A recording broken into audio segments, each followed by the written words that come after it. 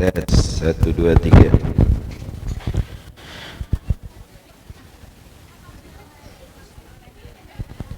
Assalamualaikum warahmatullahi wabarakatuh.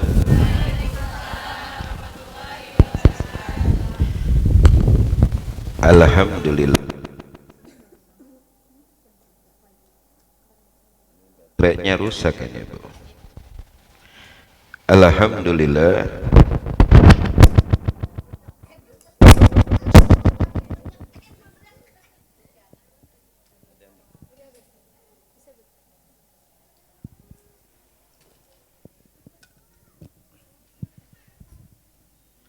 Alhamdulillah.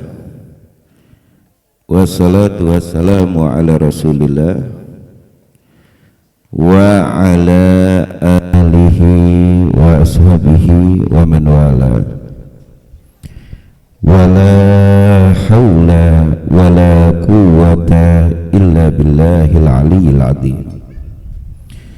Subhanaka la ilma lana illa ma 'allamtana innaka antal alimul hakim.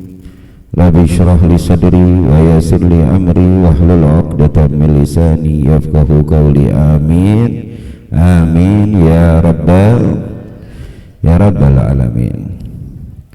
Hadirin muslimah yang dimuliakan oleh Allah, kita bersyukur pagi hari menjelang malam, menjelang siang hari, Allah masih izinkan kita untuk berkumpul di dalam perkumpulan yang baik, di dalam perkumpulan yang berkah, demi untuk menuntut ilmu agama yang dibawa oleh baginda Nabi Yunal Mustafa sallallahu alaihi wa alihi wasallam. Ini ibu-ibu semuanya pada sehat? Udah makan pagi belum? Alhamdulillah kalau udah sarapan.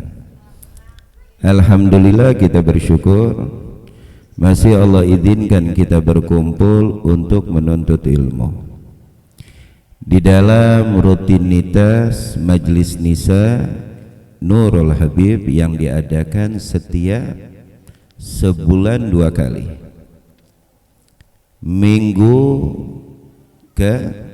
kedua dan minggu keempat. Kita sekarang ini yang kedua kali ya. Alhamdulillah, mudah-mudahan semakin berkah, semakin jaya, semakin istiqamah. Amin ya rabbal alamin. Hadirin jamaah ummahat muslimah yang dimuliakan oleh Allah, sekarang kita sampai ke bab yang pertama. Yang punya bukunya silakan buka bab yang pertama, yaitu tentang taharah, ya, tentang bersuci. Bab yang pertama tentang bersuci. Udah dibuka belum? Bab yang pertama. Nggak ada tisu, panas. Kalau dekat ibu-ibu panas. Udah kebuka belum? Bab yang pertama. Silakan buka bab yang pertama, yaitu tentang bersuci. Ada Arabnya nggak di kitab itu? Ada bahasa Arabnya? Di sini menerangkan ibu muslimah hadirat yang dimuliakan oleh Allah tentang pentingnya bersuci. Ingat tentang pentingnya bersuci. Maka penjelasan pertama di sini yaitu tentang al-wudu, tentang bagaimana kita berwudu. Apabila ada pertanyaan, ibu, wudu itu penting apa tidak? Wudu penting apa tidak? Penting. Karena disabdakan oleh baginda Nabi Muhammad, al-wudu miftahus shalah. Nabi menggambarkan bahwa wudu ini kuncinya sholat, Bu. Apa artinya? Kalau kuncinya rapi, pintu kebuka apa tidak? Kalau kuncinya bengkok, pintu kebuka apa tidak? Tidak bakal kebuka. Tapi kalau kuncinya rapi, kuncinya benar, maka pintu akan terbuka begitu pula. Kalau wudhu kita udah sempurna, wudhu kita sudah benar, dijamin sholat kita akan sempurna. Ayo masuk itu. Hujan masuk. Masuk.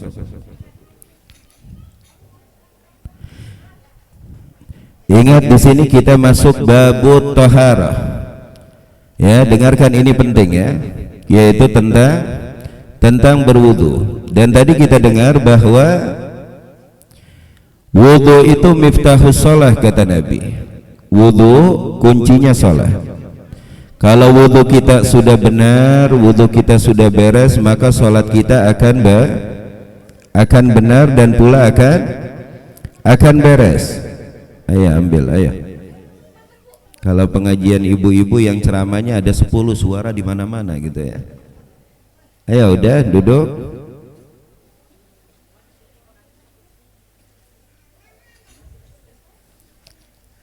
Sudah? Udah kebagian belum? Ayo masuk. Ntar mudah-mudahan ada rezeki kita auning ini ya.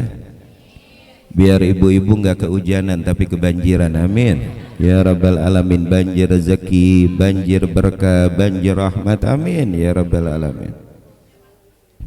Udah ibu-ibu udah selesai? Dengarkan baik-baik. Ini kajian singkat tentang wudu, yang dimana wudu itu begitu penting bagi setiap umat muslim mukmin yang beriman kepada Allah dan pula beriman kepada baginda Nabi Muhammad sallallahu alaihi wasallam.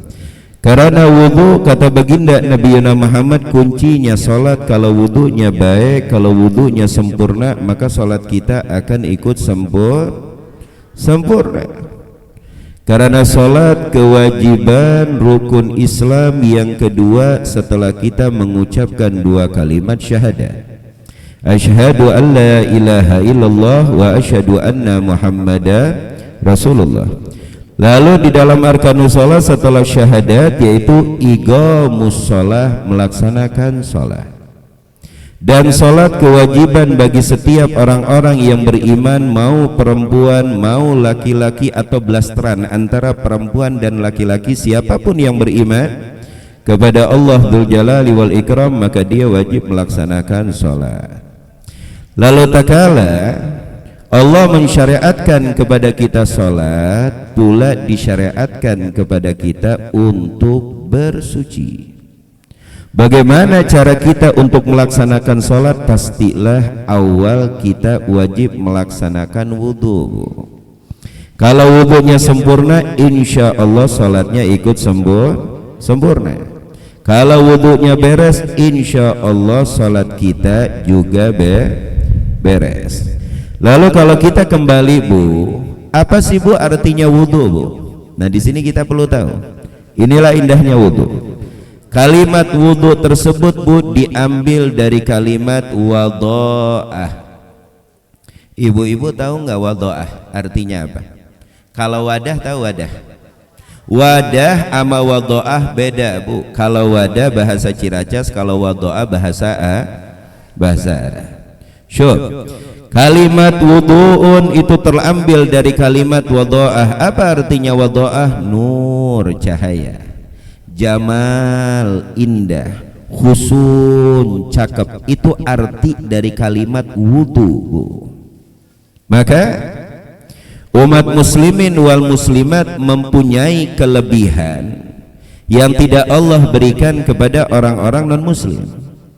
Secakap-cakapnya non muslim, secantik-cantiknya non muslim, itu cantiknya tanah, Bu. Tapi kalau umat Islam yang beriman kepada Allah, kalau melaksanakan wudu, di situ ada asarul wudu, yang artinya cahaya yang melekat di wajahnya, berkah melaksanakan wudu. Karena orang-orang soleh masyahidna dulu, yang saya saksikan dulu ketika masih belajar di kota Tarim Hadramut, itu mereka bisa membedakan mana orang yang mempunyai cahaya wudu dan mana orang yang tidak mempunyai cahaya wudu. Wa in kana aswadan, walaupun kulitnya hitam legem, kalau sudah selalu melaksanakan sholat, dan menjalankan wudu dengan sempurna, Allah akan titipkan cahaya yang keluar dari wajahnya yang membedakan bahwa ini orang ahli sholat dan ini orang yang tidak pernah sholat. Luar biasa.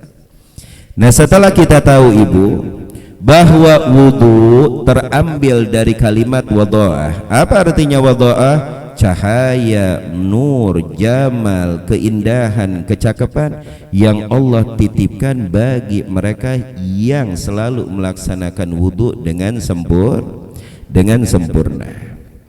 Lalu bagi mereka yang selalu berwudu, bagi mereka yang selalu bersuci, apa keutamaannya? Innallaha yuhibbut tawwabina wa yuhibbul mutatahhirin. Allah sangat cinta bagi hamba-hambanya yang selalu bertaubat, tawab, yang artinya selalu bertaubat kepada Allah, selalu kembali kepada Allah, selalu bermunajah kepada Allah. Wa yuhibbul mutatahhirin, yang kedua, dan Allah mencintai hamba-hambanya yang selalu bersuci. Ditafsirkan di dalam ayat tersebut, Bu, arti bersuci tersebut bukan hanya bersuci hati kita dari dengki, dari iri, dari hasud, dari sombong, dari ria. Ini sudah pasti ya. Kita selaku manusia wajib mensucikan hati kita dari segala penyakit yang ada di dalam hati.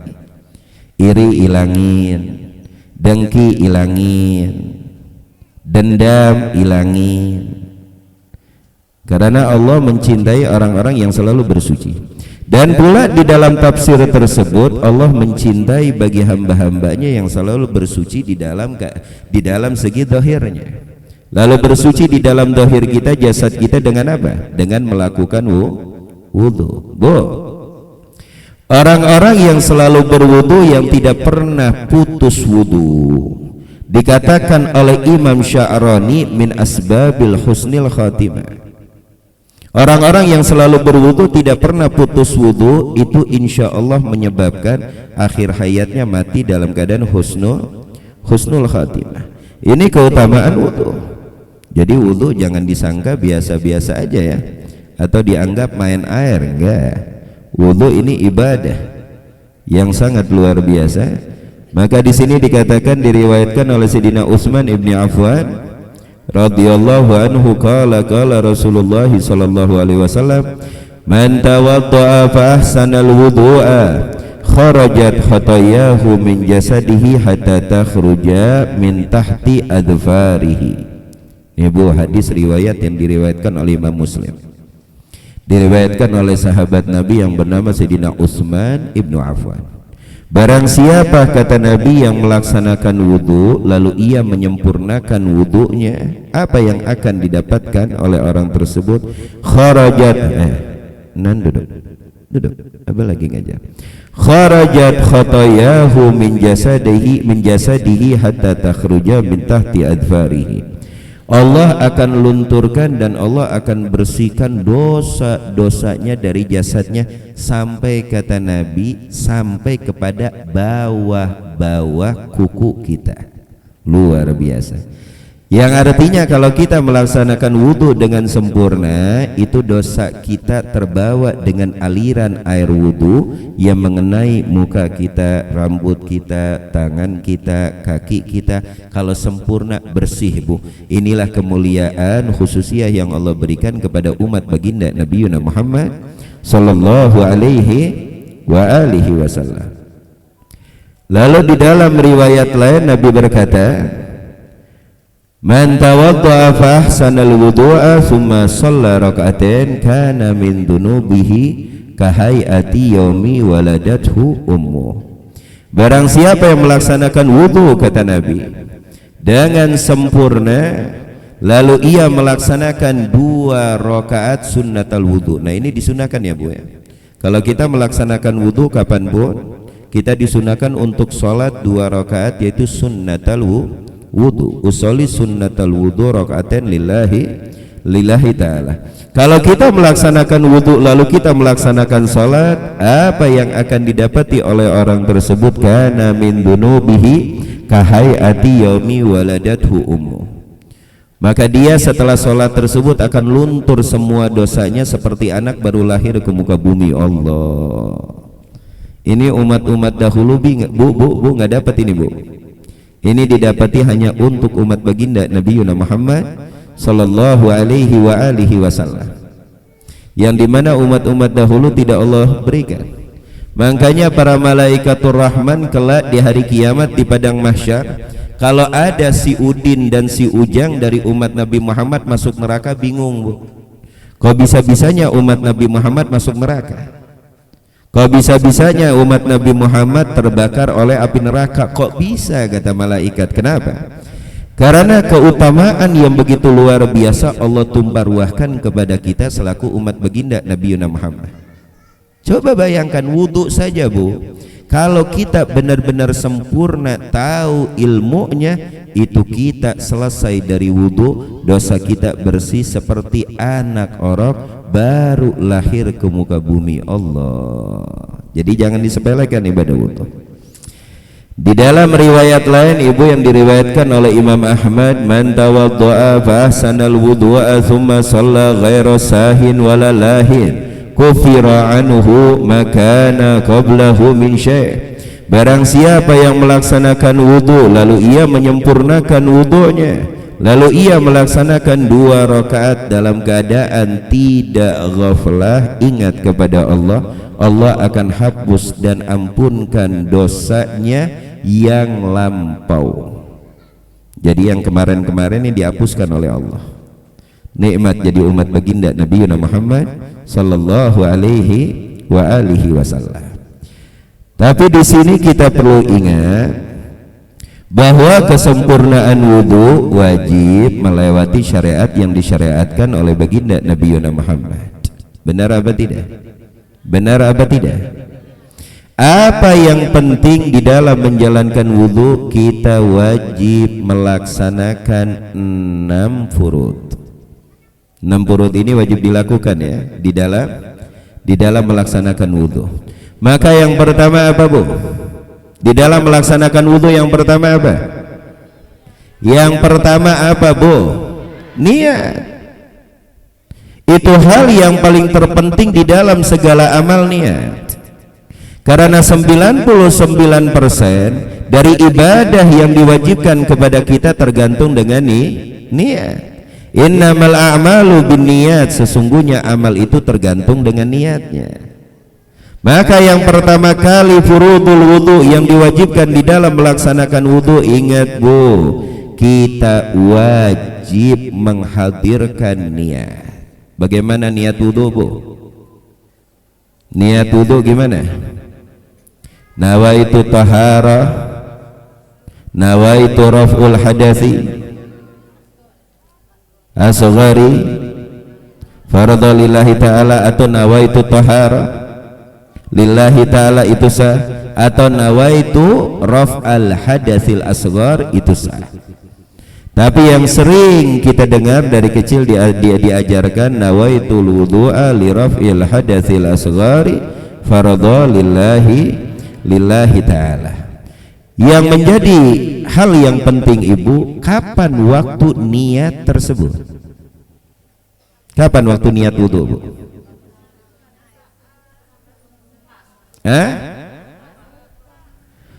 Kalau jawabannya pada saat membasuh muka, salah. Tapi kapan waktu wudu tersebut? Ketika awal air mengenai muka.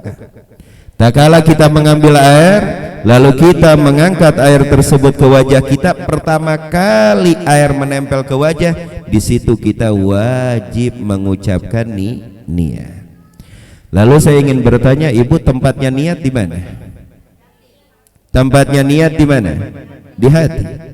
Lalu mulut kita mengucapkan nawaitul wudu'a li raf'il hadatsil asghari fardhu lillahi ta'ala, itu hukumnya apa?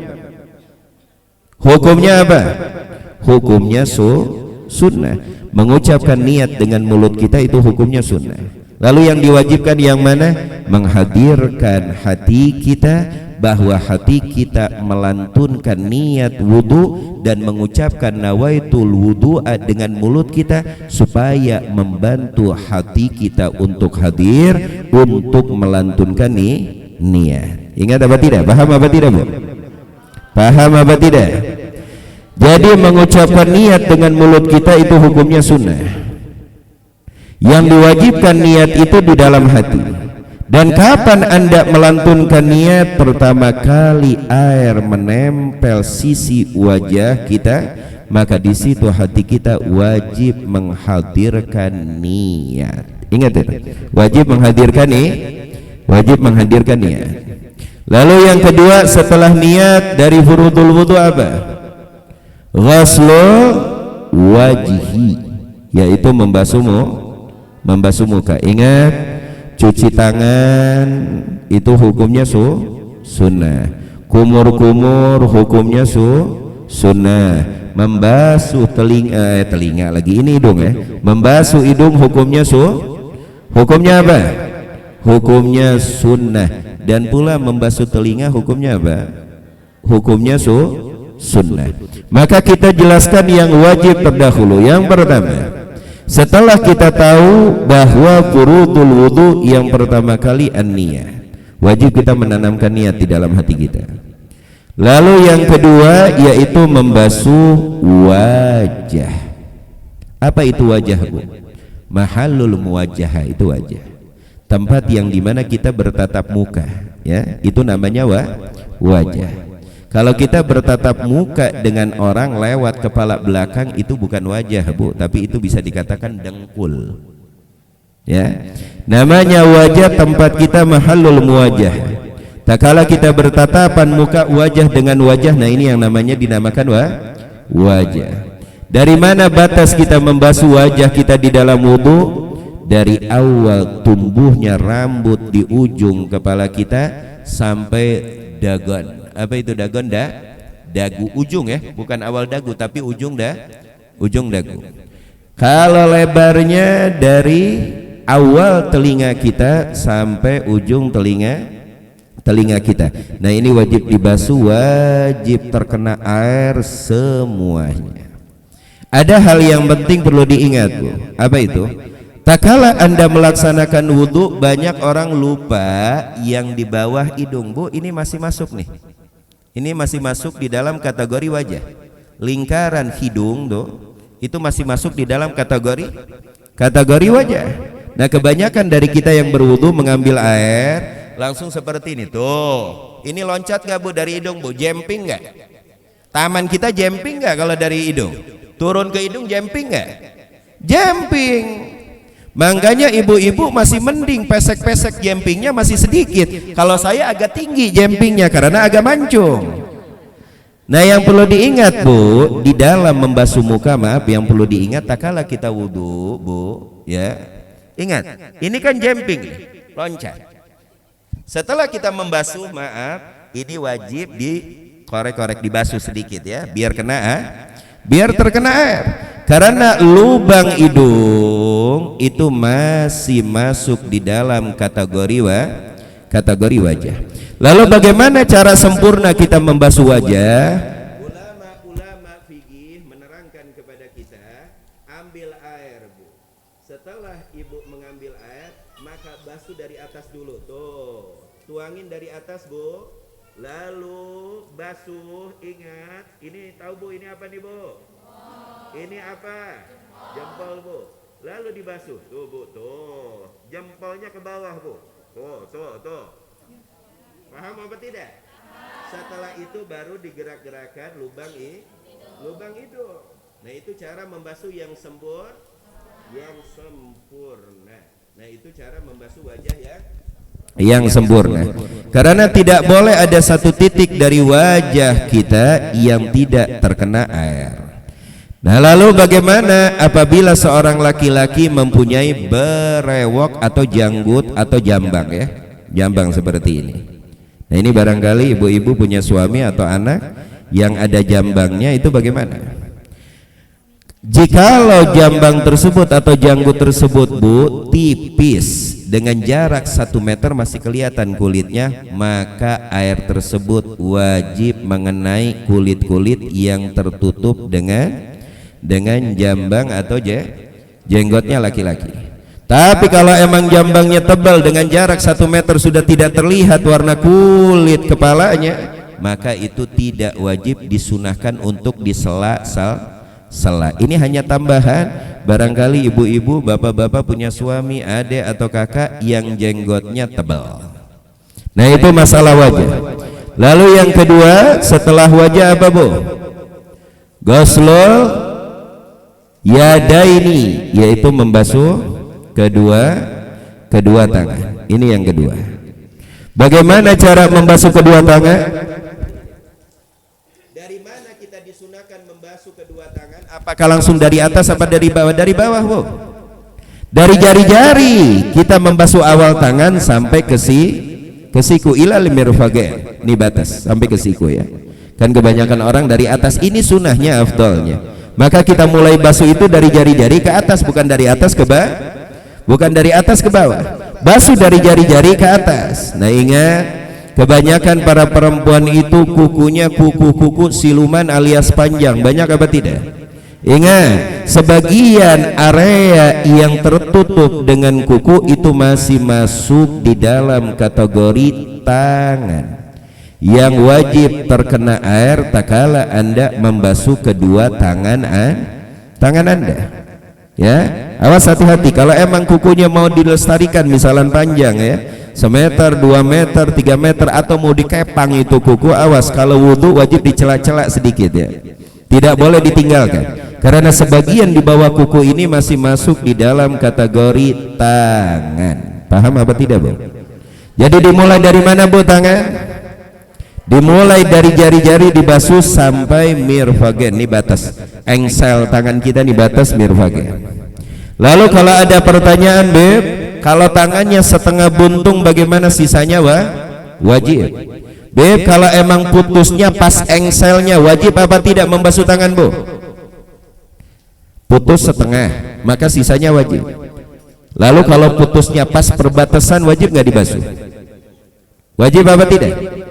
Wajib dibasuh. Kalau emang pas perbatasan wajib dibasuh, karena sisa-sisa kulit yang di bawah potongan tersebut masih di dalam kategori yang wajib dibasuh dengan air, kecuali kalau tangannya putus lebih dari engsel yaitu siku, kita wajib apa tidak? Tidak wajib, tapi disunahkan sisaan tangan tersebut untuk dibasuh. Jelas apa tidak? Jelas apa tidak? Itu tangan, Bu ya, itu tangan. Lalu yang ketiga apa setelah tangan? Yang ketiga setelah tangan apa? Mashul ra'si, membasuh kepala. Ingat, Bu, di dalam kitab fikih tidak dikatakan mashu sya'rin, enggak, membasuh rambut, enggak. Tapi dikatakan di dalam kitab fikih mashu ra'si, membasuh kepala. Ini wanti-wanti kalau ada manusia yang botaknya permanen, gak punya rambut, gimana urusannya? Benar apa tidak? Jadi yang wajib dibasuh itu kepala. Lalu, Bib, kalau ada orang mempunyai rambut, apakah rambut itu bukan kepala? Yang namanya kepala itu menyeluruh rambut bagian daripada kepala. Makanya di dalam madhab Imam Syafi'i, walaupun kita membasuh 3 helai rambut sah. Walaupun kita membasuh 3 helai rambut sah. Oh, airnya tersebut tidak sampai ke kulit kepala, tidak apa-apa, karena rambut salah satu dari kepala. Paham ya? Paham apa tidak? Lalu bagaimana sempurnanya? Ulama fikih mengajarkan kepada kita, ingat masah, Bu. Yang namanya masah sama ghusl beda, Bu. Kalau tangan itu ghuslul yaden, yang artinya membasuh, menuangkan air ke tangan atau ke muka. Tapi ketika sampai kepada kepala, masah. Yang masah itu berarti airnya tidak banyak, airin tangan kita, lalu sisa basah tersebut baru kita basuh ke kepala kita. Bukan ambil segayung kepala kita dibasuh, yaitu mandi, Bu. Ya. Nah, bagaimana cara sempurna di dalam masa tersebut? Ambil air, Bu, maka taruh di sini jempol kita, lalu disambungkan antara telapak tangan kanan dengan kiri, lalu dijalankan ke belakang, lalu dikembalikan lagi ke depan, itu masuk satu basuhan. Jelas apa tidak? Lalu kedua kalinya seperti itu, lalu ketiga kalinya seperti itu. Lalu ibu-ibu yang rambutnya panjang bagaimana? Sampai ujung leher kita, leher ibu, lalu dikembalikan kembali. Kenapa? Bikulli sya'ratin hasanah. Karena setiap satu rambut itu mendapatkan satu pahala. Jikalau di kepala kita tumbuh 1000, 2000, 3000 rambut, dengan sekedar membasuh kepala saja bu, sudah berapa karung pahala kita gandol. Itulah khususnya untuk umat baginda Nabi Muhammad sallallahu alaihi wa alihi wasallam. Lalu bagaimana dengan mereka maaf, entah kena penyakit atau emang dari lahir mereka tidak mempunyai rambut alias botak permanen ya, kelimis seperti itu, maka cukup membasuh kulit kepalanya saja. Dan di dalam madhab Imam Syafi'i, walaupun satu rambut itu cukup dan kifayah, 3 rambut itu cukup dan kifayah. Nah itu membasuh rambut. Lalu yang kelima, apa bu yang kelima? Ghaslur rijlain, membasuh kaki kita sampai mana? Ilal ka'bain, sampai mata kaki. Bukan artinya sampai mata kaki, awal mata kaki, awas. Membasuh telapak kaki kita itu sampai ujung mata kaki di atasnya, bukan mata kaki di bawahnya. Paham apa tidak? Jadi mata kaki masuk di dalam kategori telapak kaki yang wajib dibasuh tatkala kita membasuh kaki. Jadi bukan sampai mata kaki, awas ya, tapi sampai ujung mata kaki, akhirnya mata kaki, dan mata kaki tersebut masuk di dalam kategori yang wajib terkena air tatkala kita membasuh kaki kita. Lalu yang terakhir ibu, yang terakhir yaitu tertib. Nah ini tertib salah satu kewajiban. Jadi tidak boleh anda membasuh kepala dulu baru muka, dan tidak boleh anda membasuh kaki dulu baru tangan. Wajib tertib, muka, setelah muka tangan, setelah tangan kepala, setelah kepala baru kaki. Nah setelah kita mempelajari hal-hal yang wajib di dalam wudu ibu, ada beberapa sunnah-sunnah yang disunahkan di dalam wudu. Ingat, yang pertama yang disunahkan apa? Membasuh telapak tangan kita. Ini telapak tangan kita ini sampai engsel, ini namanya telapak tangan. Ini wajib kita basuh pertama. Ini sunnah. Lalu yang kedua, menyela-nyela telapak tangan dan pula menyela-nyela kaki. Bagaimana menyelanya? Begini bu, telapak kanan. Telapak tangan sunnahnya untuk menyela-nyela dari belakang, dari punggung telapak tangan kanan dan punggung telapak kiri, telapak tangan kiri. Ini cara menyelanya dari belakang ya. Ini yang disunahkan. Setelah membasuh, dan jangan lupa sela-sela telapak tangan kita dari arah punggung. Ini cara kita menyela-nyelakan telapak tangan. Paham apa tidak? Lalu yang kedua yang disunahkan di dalam wudu apa? Madmadah. Apa itu madmadah? Kumur bu. Setelah madmadah yang disunahkan juga istinsyak, yaitu memasukkan air ke hidung lalu dikeluarkan kembali. Jangan disedot terus naik ke atas, itu bahaya. Tapi setelah disedot keluarkan kembali. Nah yang disunahkan, yang afdal itu tatkala kita madmadah, basuh mulut, kumur mulut, itu disambung apabila kita bisa dengan istinsyak, yaitu membasuh telinga. Maka ambil air dengan telapak kita, setengahnya kita untuk kumur-kumur dan setengahnya kita sedot dengan hidung kita, lalu dikeluarkan bareng-bareng. Nah itu afdoliyah, disambung ya. Tapi kalau kita nggak mampu, beb, ini ribet, kita nggak bisa, maka satu-satu. Silakan kumur-kumur dulu, baru kita istinsyak. Paham apa tidak? Jelas apa tidak? Jelas apa tidak bu? Lalu hal yang disunahkan di dalam wudu juga at-taslits. Apa itu taslits? 3. Ini yang disunahkan. Karena Nabi Muhammad itu cinta dengan bilangan ganjil. Makanya orang-orang masang togel itu biasanya nomor 7 ya. Bagian ganjil dicomot biar menang, gak bakal menang-menang.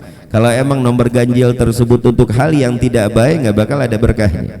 Nah itu taslis, yang artinya wajib 3 membasuh muka 3 kali, membasuh tangan 3 kali, membasuh rambut 3 kali, membasuh kaki 3 kali, sampai yang disunahkan Bu di dalam wudhu disunahkan untuk taslis, yaitu 3 kali. Basuh tangan 3 kali, kumur-kumur 3 kali, istinsyak 3 kali, membasuh telinga 3 kali. Apapun di dalam wudhu tersebut, mau fardunya mau sunnahnya, maka disunahkan untuk diulang 3 kali. Nah di sini banyak kita berpikir bahwa 3 kali itu dengan membasuh 3 kali mendapat sunnah lah. Hitungan kedua itu akan diakui apabila yang pertama sempurna Bu. Kalau emang yang pertama basuh muka keplek begitu aja belum sempurna, lalu yang kedua menyempurnakan, yang ketiga sampailah kesempurnaan tersebut membasuh muka kita walaupun 7 kali, itu hitungannya satu kali. Kapan dihitung 2-3 kali tersebut? Kalau emang basuhan yang pertama telah sempurna. Makanya yang pertama itu yang inti. Pertama kali basuh, sempurnakan wajahmu. Setelah kewajiban tersebut gugur dengan basuhan pertama, lalu yang kedua dan ketiganya itu dihukumkan apa? Dihukumkan sunnah yang mendapatkan pahala yang begitu banyak. Lalu pula yang disunahkan di dalam wudhu Ibu, yaitu melebihkan dari tempat yang wajib. Tahjil ya, itu melebihkan dari tempat yang wajib. Contoh, tangan kita sampai siku, maka kalau kita lebihkan itu sunnah sampai setengah atau apa sebelum ketiak kita, ini contohnya itu sunnah. Atau membasuh muka yang tadi kita sudah jelaskan ada batasannya, kalau kita lebarkan sampai awal leher kita itu hukumnya sunnah. Melebihkan batas kewajiban itu hukumnya sunnah. Lalu apalagi yang disunahkan? Takhlil. Nah ini Bu, cara kita mentakhlilkan kaki kita di dalam wudhu. Apa itu takhlil? Kalau Indonesianya apa itu? Takhlil, menyela-nyela Bu. Cara menyela-nyela kaki ini saya gambarkan, ini tangan kaki Bu ya. Ini tangan kaki itu pakai kelingking kita. Lalu dimulai dari mana? Dari kelingking kanan. Masukkan ke kelingking kanan, digoyang sampai ke jempol, lalu mulai di kaki kiri dimulai dari jempol sampai kelingking akhir. Itu yang afdol ya. Terus berlanjut, bukan satu-satu. Dengan bentuk apapun kita dapat sunnah. Cuma afdolnya terus berlanjut dari kelingking kanan sampai kelingking kaki kiri. Nah itu hal-hal yang disunahkan di dalam wudhu. Dan juga ada beberapa hal-hal yang dimakruhkan di dalam wudhu. Ingat, kalau kita berwudhu dalam keadaan telanjang makruh.